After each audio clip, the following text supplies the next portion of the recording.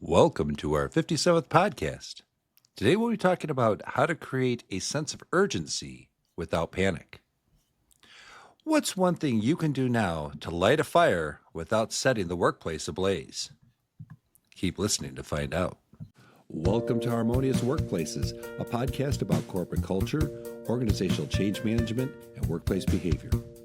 Harmonious Workplaces was started by independent consultants Rich Cruz, Ben Kleinman, and Cheryl Volpe to explore, challenge, and build on various organizational culture and change management concepts. It's a blend of theory and practice based on their personal and professional experiences working with companies of all sizes across various industries. If you own a business, lead a team, want new ideas about the corporate environment, or just want to listen to a group of consultants talking about how to make work more enjoyable, we invite you to sit back, relax, and dive in with us to Harmonious Workplaces. Hello, Harmonious Workplaces listeners. Welcome back to our show. I'm Rich Cruz. I'm an organizational development consultant, and I am joined, as always, by my co-host, Ben Kleinman. Hi, Ben. Hi, everyone. And Cheryl Volpe. Hi, everyone. And today we thought we would talk about the sense of urgency in change, right? And we hear about this in all different kinds of change models, but what does that mean to both of you? I think there's a balance between urgency and panic, maybe, that we talk a little bit about. Mm-hmm. Mm-hmm. And then how you maintain a steady cadence without feeling like it's a complete tire fire all the time. Sure. And for me, Yeah. go ahead, Rich. Go ahead. No, go ahead. For me, it's a matter of transparency with leadership, and sometimes people suspect that there's a panic happening, and they wonder if it's real, and then other people make up panic situations, and that transparency, and then sometimes leadership does have a panic situation, and they are not being transparent about that, right? So Right. It's either made up by people who think there's some panic there, or it's not, or it is real and leadership's just not sharing it. So there's a healthy suspicion in there, in my experience, about, what is a panic and when should we really worry? Should we be worried now? Mm-hmm. Mm-hmm. Mm-hmm. Or a sense of complacency too. Yes. Sure. At the other end. Yeah. Well, What about you, Rich? I think we can all kind of agree. I mean, there's a reason for a change to happen, right? And so there has to be this tension between where we're at and where we need to be, and so there has to be this level of. I think we've talked about this before. Stress, right? But there's good stress and there's bad stress, and so eustress being the good stress and distress being the bad stress. And oh boy, what did I do now, Ben? Just thinking, like, the guys in Philly on the corner. Hey, you stress, and it's EUSTRESS. Right. It's a little bit more highbrow. Yeah. But it's a fancy way of saying bad stress and good stress. Right. Yeah. Right. So right. Yeah. maybe give an example, Rich, of good stress, and give an example of bad stress. I mean, we have this. If we have to make a change by putting in, some. I'm just going to use an example from personal experience of putting a new piece of CRM software in, right? And everybody is CRM. customer relationship management Go, software. Rich. There you Go, go. Rich. 2 minutes into the episode. 2 minutes in, we're already into the acronym. But when we're doing this, there you go. You'd be so happy. But yeah, when we're putting something like that in, right? Is it going to rock everybody's world, right? I mean, it may. The salespeople are probably are going to be like, "Hey, we've always been doing it this way," or whatever. But is there a need for panic? Not usually necessarily, but there is some sense of urgency that we have to do this, and um, but we still have these feelings of we have to. Oh gosh, we got to let this go, the status quo and all that stuff, right? And if we can frame it in a way that is positive for the people, then we've got eustress, right? We've got the good stress. When it's framed as you have to do this now, or the whole world's going to blow up or whatever, and that perception is there at least. That's the distress, and you're going to have that tire fire that you've started, if that makes sense. Yeah, I said a lot of things there, but I don't know. you did. But you're right about, those kinds of changes. There is a reason for it. And if it's a new CRM system, the strategy is to increase sales, but the salespeople might not be comfortable doing something different. So they have to either learn it or not. And that's a whole different kind of stress if you feel like you're being left Sure, behind, not making your sure, numbers, not getting your bonus, not getting your commission, all of those other things. right, right. But Ben, you've been in the medical industry before, where there are like life and death situations. Yeah. Yeah, yeah, and those can be very motivational. And I think the better companies that I've worked with and the better leaders that I've worked with find ways to use that as a real reminder, not necessarily every day, but on a cadence of some kind, or in ways that are sort of helpful and positive.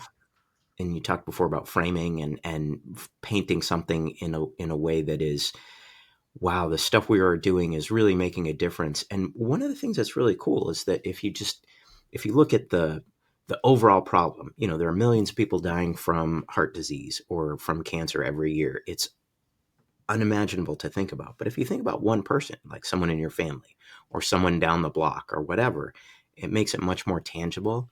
And then the where that comes into the corporate world is that if you have an example that you can point to, if you have a patient, for example, that's willing to share their story because they were on your medicine or using your device and gained so many years of life or cured their disease, that can be very meaningful. If you don't have that patient, for whatever your reason, you can create an avatar of sorts or a character. And we've talked on prior shows about agile methodology. One thing that's great about agile is they're really good about imagine the user of this in very, very vivid detail, and they paint those Right. personas.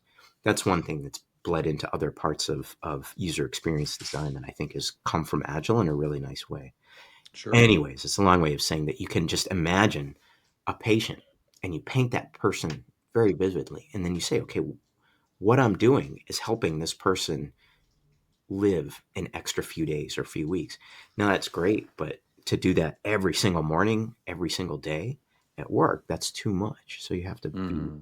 thoughtful about how you frame that and how you build that in. And that ties a little bit to some of the cadencing that we've talked about and some of the, whether it's a musical cadencing or a project cadencing, it's tied into that. But you find that balance of you stress, distress, we all stress. You find that balance of kind of um, how you balance that urgency versus steady state versus panic. Hmm. Hmm. And Yep. I wonder, maybe a question for you guys is there a sense of urgency is something that we can control and a sense of panic is something that is out of our control? So, for Mm. example, if we're making a product and that product has a recall for some reason, whether it's a medical device or a piece of software for your phone or whatever, and there's a recall because some government agency has changed the regulations. Sure. It's out of our control, and there's a little bit of urgency, and there might be a little bit of panic. Like if we don't get this right, our company's going to get shut down or fined, for GDPR violations or Sure. all the European privacy regulations. There's astronomical fines on a daily basis. So companies can be very motivated to fix that very quickly. Is there a sense of panic there because they don't necessarily control that? Or is it urgency? Does it kind of thread that needle? I would say that the difference between those two are, do we have a path to correct it, right? Ooh, I like that. And that, I would say, is in the category of urgency. We have a path, we have the resources, we know what we need to do to fix this. The urgency is more of a timing. We have to do it quickly. I think the panic sets in when you have none of those things. You don't have a path, you don't know how to fix it, you don't have the resources, and you don't have Mm. another, you don't see yourself being on the other side successfully. That's when the panic can set in. Is that it, Cheryl? Then I like that idea a lot, because then that converts your tire fire into a campfire. So if Right. you have panic, Right. it's the tire fire. Yes. If you have urgency that's under control, that's the campfire with marshmallows and s'mores and ghost stories and things like that. That's very nice. But the chocolate doesn't come until after the correction has been made. You only get the graham crackers and the marshmallows in the beginning. The chocolate is the reward. But that's a really nice comparison, Ben. The campfire is camaraderie, teamwork. We have to get this done. We have to get it done quickly. And we've got the graham crackers, the marshmallows, the sticks, and the fire. And to your point, we know how to do it, and leadership is supportive of what we're doing, and they're transparent, and it's a psychologically safe environment, and we can propose how we get there. Right. Yeah. Why don't we do this? Let me take a break, and then when we come back, There'll be chocolate. ooh, Ooh, I like it. that'd be fantastic. Let's bring back some chocolatey goodness. Okay, we'll be We're we'll bringing chocolate back. be, we'll be right back. At Harmonious Workplaces, we believe work should provide purpose, satisfaction, and growth. We empower people to thrive by fostering environments where individuals can find meaning in their work and organizations can succeed through thoughtful, well-executed strategies. We're committed to making work better for the people who do it and the leaders who guide them. To discover how Harmonious Workplaces can impact your organization, visit www.harmoniousworkplaces.com and book a free 30-minute information session with one of our consultants today. Again, that's www.harmoniousworkplaces.com. And we're back. So we've been talking about the urgency and change and whether or not, it's going to be a panic situation or it's, we've got to get the work done, right? So, and Ben, you were saying, is it the leader putting, if I'm getting this right, is the leader putting the urgency on and the panic is the perception of the people that are involved? Is that kind of where you were going with that That's a before we good left? thought. I think maybe where I was going had to do more with if there's a sense of urgency and there's a little bit of that self-control, like Cheryl was suggesting, Right. then the way that can work and be amplified is if you have a really courageous leader who is very transparent about what she or he is trying to do, where they're trying to take things. They know what needs to be done. There's a plan how to get there, even if all the micro details aren't filled out. Where I think maybe some of the panic sets in is if you don't have all those elements playing nicely together and interwoven. So there might be a vision how to get there, but the leader is just too scatterbrained to know how to sequence things to get there or to know what the blind spots are, and doesn't Sure. have someone who can counterbalance that with okay, you've set the vision, let us march in that direction. We've Right. got it. And maybe there's some of that, or there's the leader is not at all transparent or is not at all clear about setting the vision. So is that kind of getting at what you're Yeah, I think thinking so. about? I think so.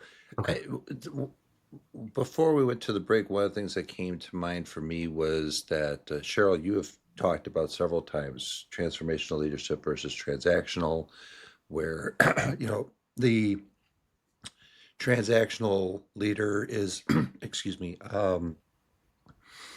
less involved to some extent, only kind of shows up when they need to. So they could be laissez-faire where it's they're hands off, or management by exception where they step in, they do what they need to do to put things back on track, and then they're out again, right? Whereas transformational leader can be on the highest end of the spectrum. They are modeling the way, and they're in it with the rest of the team, right? Um, and then there's the other thing that you have talked about before is emotional intelligence, right? Where you have people who can moderate their emotions and reflect, uh, you know, reflect a demeanor that keeps people calm and on the right track, right? And I've seen this before where kind of two different things, right? I've seen leaders, particularly in like the construction industry. Let me put it this way, right? Where we have to get a job done. Let's instill the urgency is not just, hey, let's get this done and here's how we're going to do it. But if you don't do this, there's going to be these serious consequences, and tempers can flare, and there's this kind of negative reaction to people because the person who's in charge of it is driving it in an angry way. And I'm not saying that's by and large in construction, but I have observed this several times in there. As opposed to, I when I was working in the Coin Laundry Association during um, the pandemic, right? The leader there was very. Um, it was strange because you had the sense of we have to get this stuff done. We were helping to lobby for how companies would handle personal protection equipment, right? PPE and that type of stuff, right? So we were actually helping to shape how these stores that were open during this time would have to operate, right, in order to stay open. And there was this calmness and this, like, you have to do this, and here's what the CDC says, and all that stuff, right? But laying it out step by step, and it was very effective, and things got done, So I think there's something to be said for that, that emotional intelligence, that EQ, the emotional intelligence quotient, or whatever that is. I think that's right, right? Absolutely. And that also depends on a person's skill level with their EQ.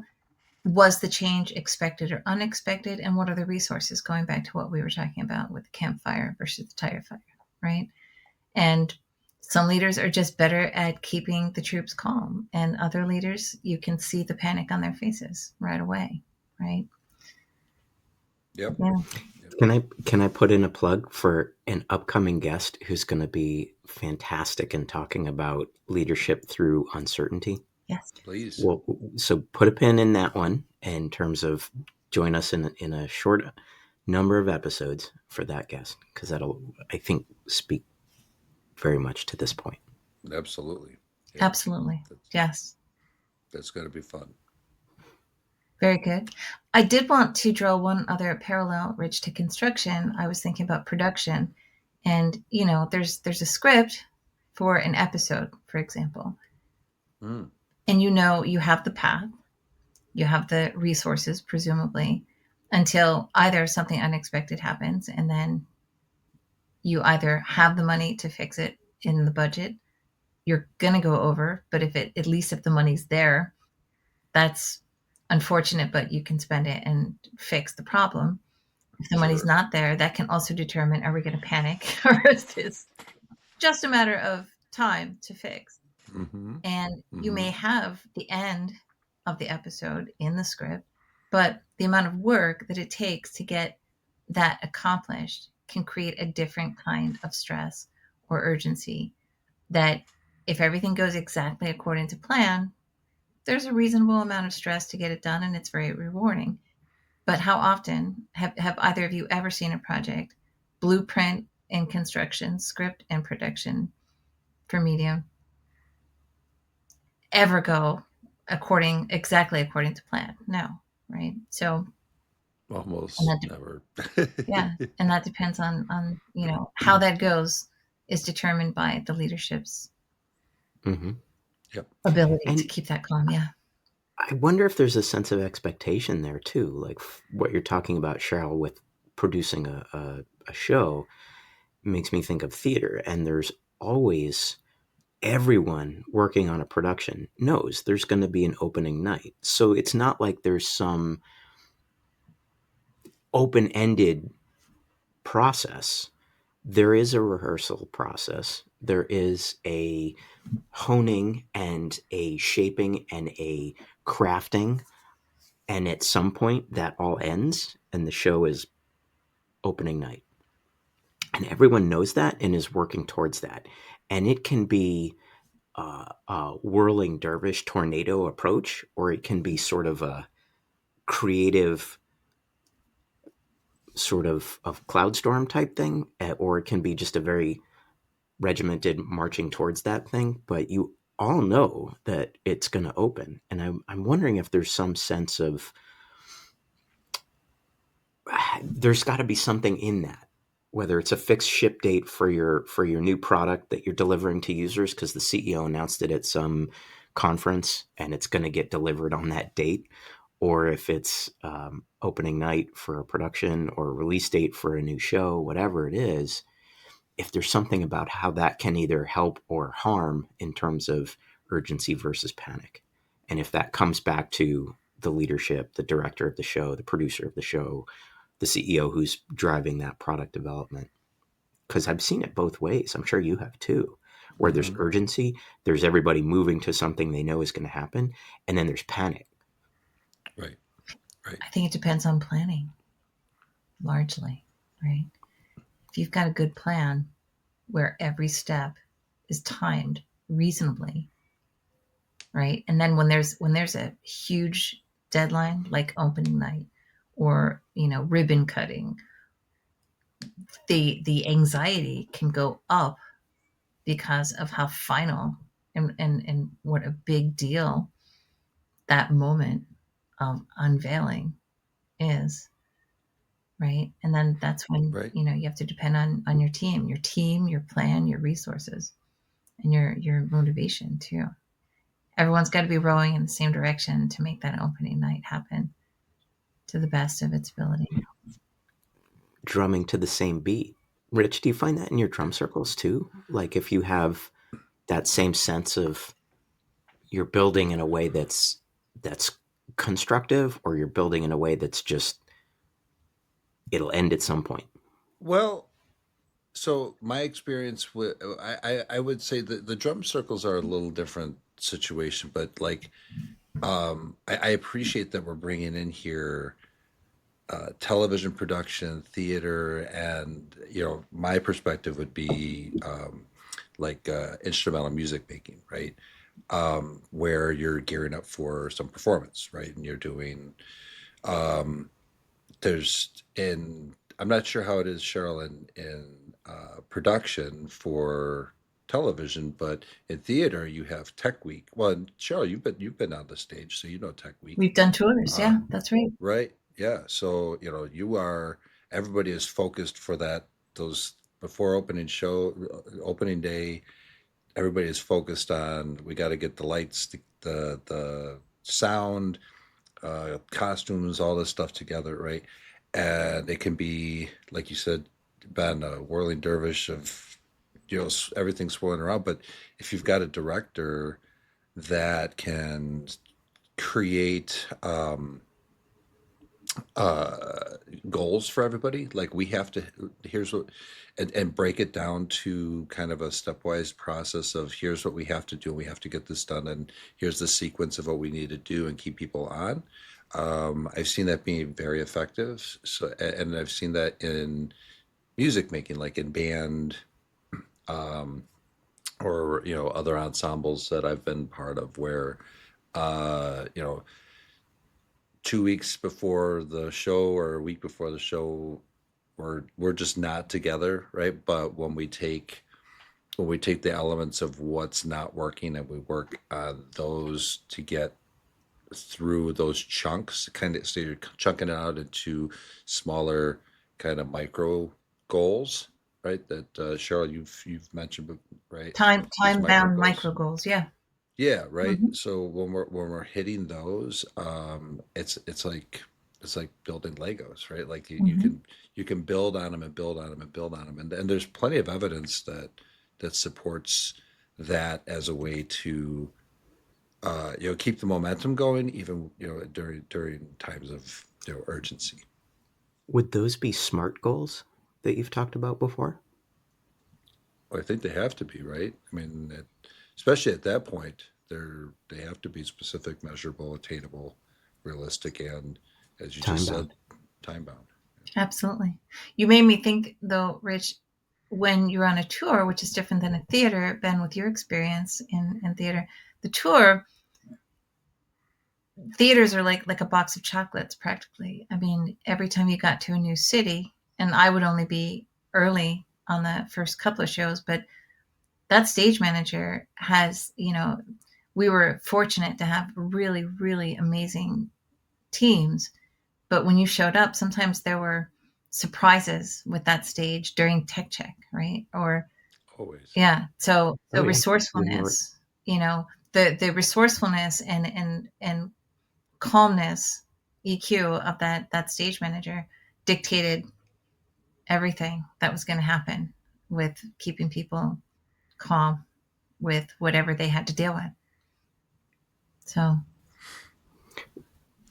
interesting, maybe we come back after the break and talk a little bit more. But I'm thinking in prior shows we've talked about leaders and managers, and it seems like in the creative world you have a leader as the director often, and then the manager is literally the stage manager, and so you have that duality happening. yeah, Sure. yep.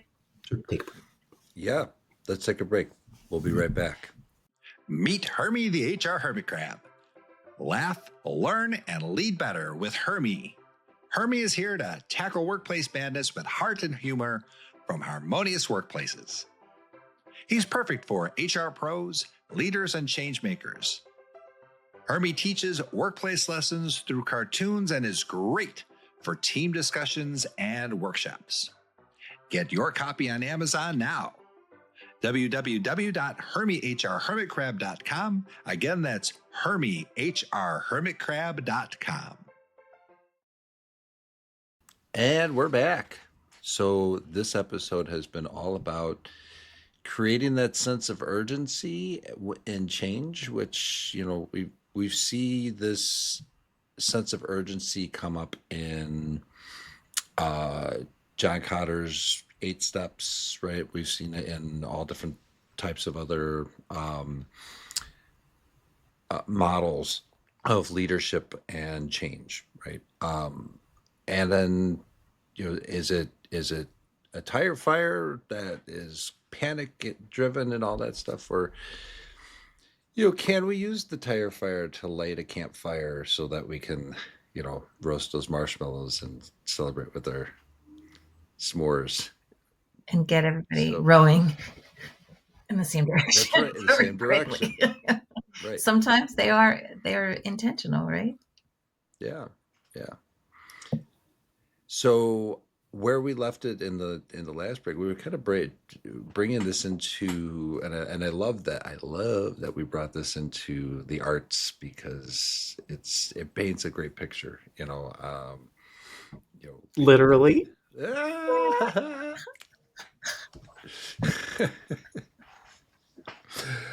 But we talk about performance, right? I mean, that's an actual term that we use in business all the time, right? So And why not? signaling. And signaling, yeah. So why not bring that into the discussion here, And right? tap dancing.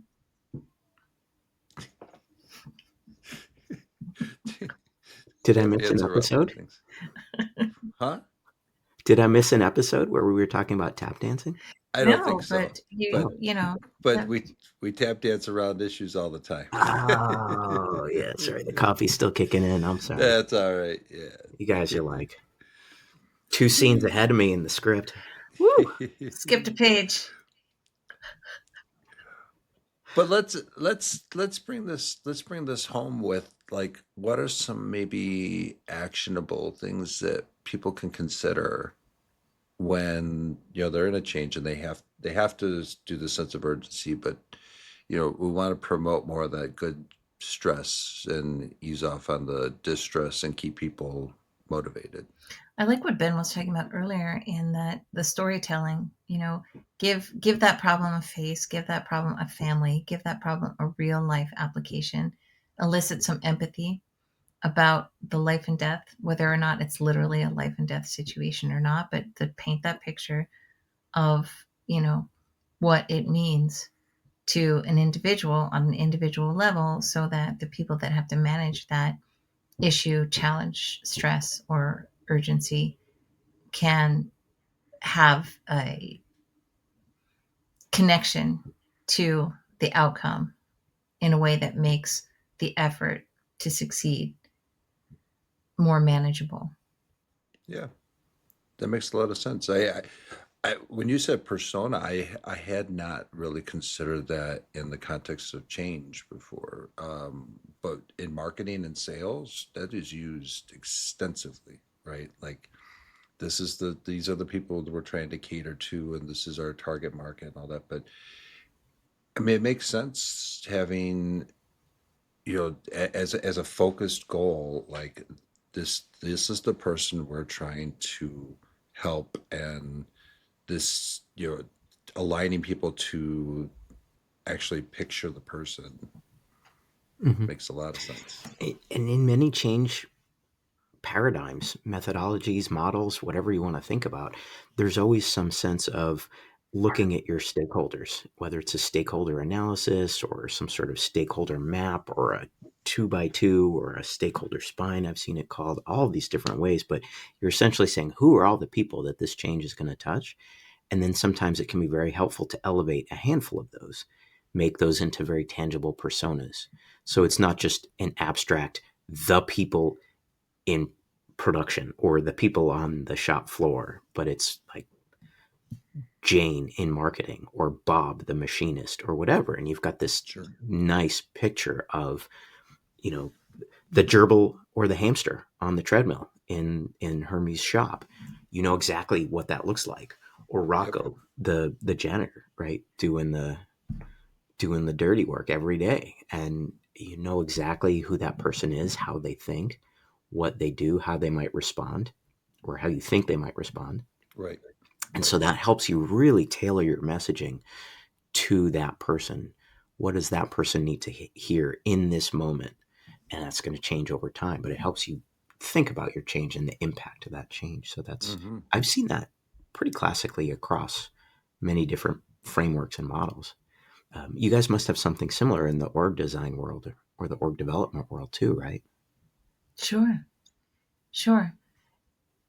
Even, I mean, especially in org development, when you have to define roles and jobs, what is an actual job analysis? What are the details of a job that make that job important, and then Right. who is going to fill that job and who has the best natural skills and experience to fulfill the details of that job analysis. So that's very um, uh, has to be very well thought out. It has to be good matches, Right. Oh, like, and sure. so there is a high level of empathy. Like recruiters have to know exactly what a job entails and what is the story. Jobs are stories, right?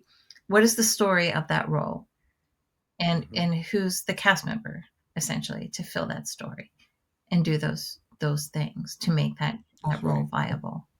Hmm. Sure. Yeah. We've talked a lot about assessments before too, so Mhm. that ties into that. Hmm. Yep. Hmm. Yep. Yep. getting to know the individual, you know, go figure. It all comes back down to people, and understanding. Trying to understand, people and where their motivations and what it takes to get what we need to Yeah. get done. And organizations have stories, their vision and values and mission statements, and what their purpose is, what their product is, what their goals are, what their vision is for success.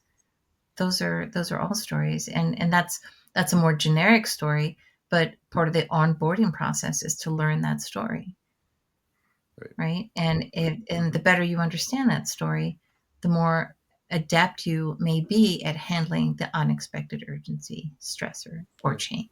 Yep. Yeah. And those can be some of the most meaningful cultural artifacts of any given organization. The customer service rep who went above and beyond to satisfy a consumer need or a customer need. Just that can latch on to an organization and become part of the history and make people want to use that as an anchor for what good customer service reps look Yeah. like. Yeah. It becomes aspirational. Yeah, for sure. I'll say one thing I was something caught my eye on the notes here that I kind of wanted to bring up as a tool to help with storytelling in a change process. And I think this connects to some of the stuff we're talking about here, which is using some kind of a shared project management software like Trello or Asana or um, what Microsoft Project or Tasks or any of those types of Monday.com, those types of things. Smartsheet is a good Because one too. yeah, I Mm-hmm. mean there's all different kinds of these things, but we as as humans we do kind of have these we're somewhat goal oriented, right? So we talked about that just in the last segment. But when we can check off a box, there's this like dopamine hit, right? So when we give people the opportunity to check off their own boxes, they can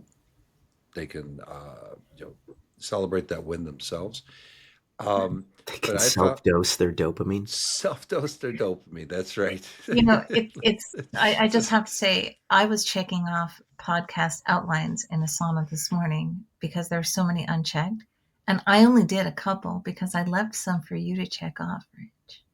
oh, okay. Well, After I got thank my you. first unicorn, I stopped. There So you go. Right on. there's at Right on. least 5 mark completeds in there waiting for you. Thank you so much. To your point. And it even like even when there's in the theater, when you have a stage manager who has a clipboard or something like that that has to go and check things off and make sure Julie on the Love Boat. they're Everybody's got one. Oh, wow, that was a throwback.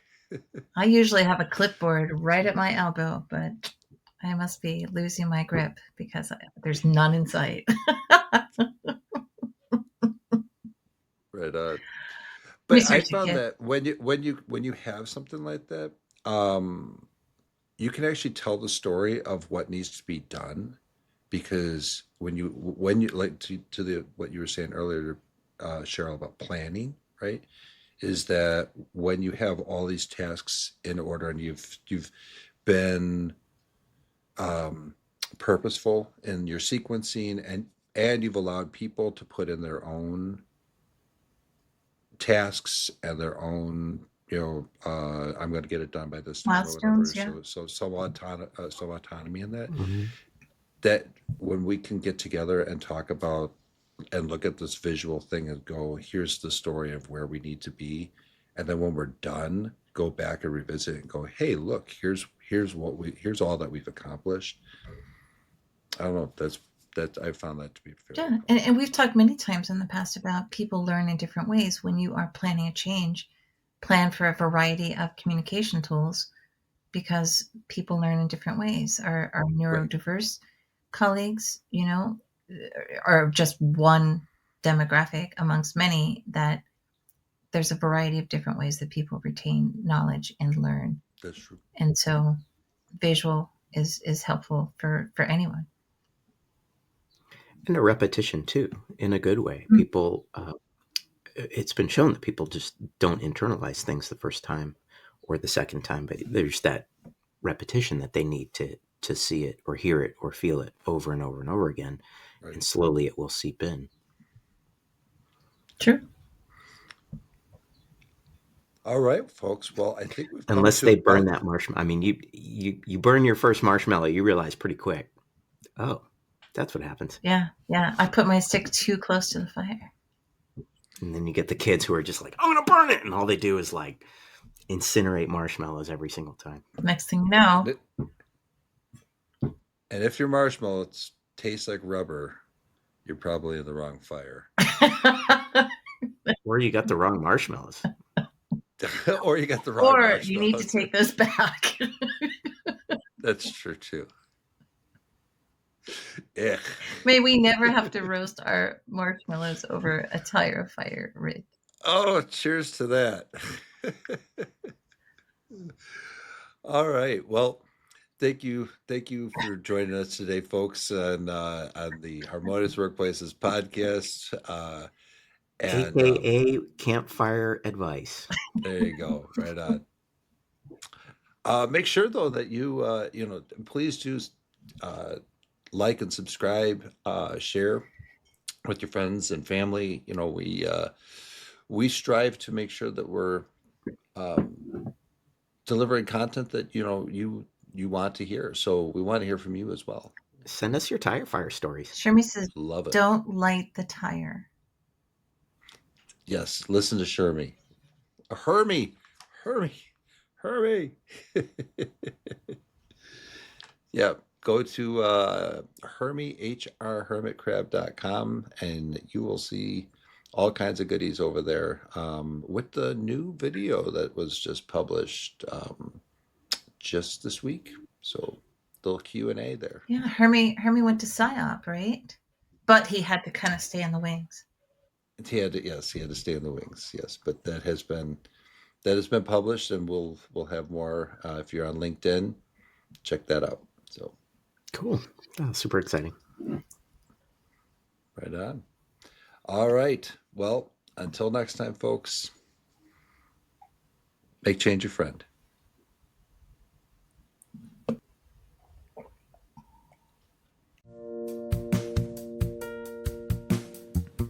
Thanks for listening to Harmonious Workplaces. You can find Harmonious Workplaces on LinkedIn, Twitter, YouTube, Spotify, Amazon, Apple, and other streaming platforms. We'd love any feedback on whatever channel you find us on. Please rate, like, and share our podcast with your network, and remember to add Harmonious Workplaces to your list of favorites to get notified about each new episode. To contact Rich or Cheryl, please visit www.workbalanceconsulting.com. To connect with Ben, find him on LinkedIn or visit at www.harborsidestrategy.com.